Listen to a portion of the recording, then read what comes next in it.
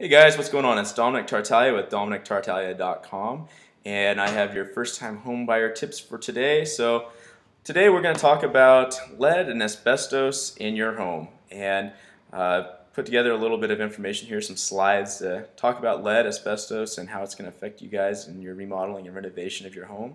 So let's get started with that. Some basic facts about lead is that lead is a heavy metal that's known to be hazardous to humans and pets.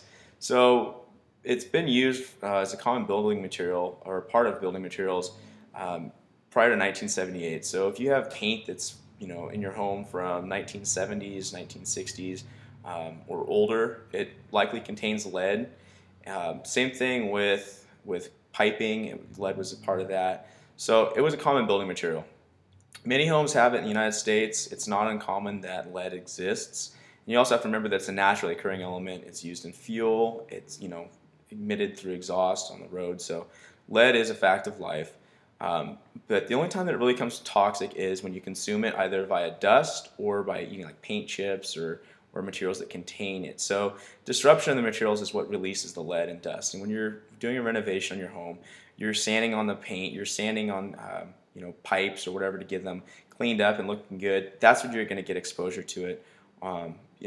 Kids, it's always kind of a joke about eating the paint chips. Well, it's not really that funny because symptoms of lead poisoning are learning disorders, behavioral disorders, seizures, and even death. And so those are definitely real situations where children have eaten lead and they've been exposed to lead and become sick, especially children under the age of 6 years old. And adults are equally as well, I shouldn't say equally, but it's still as at risk as children are. So to get you guys started on doing your renovations, I'd say go ahead and click down here on this link for the EPA.gov, and they have a whole bunch of different information on doing renovations and getting contractors there. And if you guys are going to do the renovation yourself, that's totally fine. As a homeowner, you're legally allowed to do the home repairs yourself, renovations yourself. But if you decide to use a contractor, you need to make sure that they are properly trained and certified to do work on lead material. If they are doing work on anything that's over 6 square feet of interior space or 20 square feet of exterior space. And my advice is, no matter what, whether you're doing the work yourself or having a contractor do it, go to the EPA's website and get yourself educated and get an idea of what needs to be done at the contractors there. Make sure they're doing their job right. And if you're going to do it yourself, that you take the precautions to keep yourself and your family safe and healthy.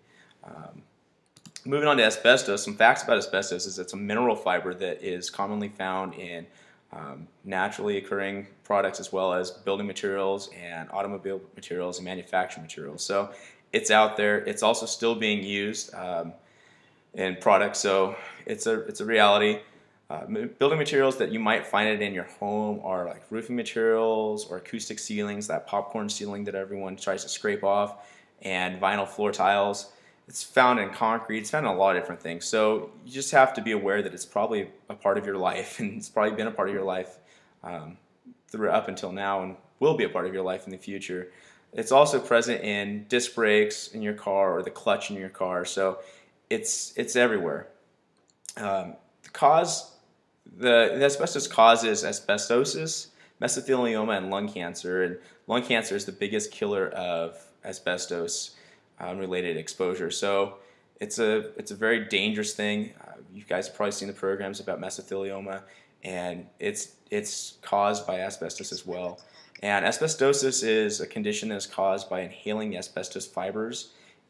When you break up asbestos, it's a microscopic fiber that'll be inhaled and then sets in your lungs, and the longer it's in your lungs, the more you have in your lungs, it causes scarring in your lung membranes and prevents the proper absorption of oxygen through your lungs and can slowly kill you. So not a good condition to have, and it's still prevalent in today's materials, so just be aware that it's out there. If you guys are planning on doing a renovation with a home that may contain asbestos or does contain asbestos, just like lead, you can do the work yourself or hire a contractor, but if you're going to hire the contractor, they have special certification and training to do the same things that you would be doing on your own. And if you have asbestos in your home, don't be concerned about having it there. You can leave it there as long as you don't disrupt it and turn it into dust and consume it. It's also a naturally occurring element, so It's found in various parts of the country, East Coast, West Coast, and everything in between. And in California, even locally here in San Luis Obispo, it's found in serpentine rock, which ironically is the California state rock. So by breaking up that rock or being exposed to dust that is composed of that rock, you're gonna find yourself exposed to asbestos that way. And you can get yourself exposed by kicking up the dust in the yard, whether you're blowing the yard out or raking or breaking up rock to put in a new patio. Even rototilling the dirt in your garden, if it's got serpentine rock around there or asbestos in the soil, then you can become exposed to it. So to find out what you need to do to remediate that or to prevent yourself from getting sick from that, you can go over to the University of California's Division of Agricultural and Natural Resources, and they have a bunch of publications on how to do all those repairs or work yourself at home and prevent yourself from getting asbestosis or mesothelioma or lung cancer.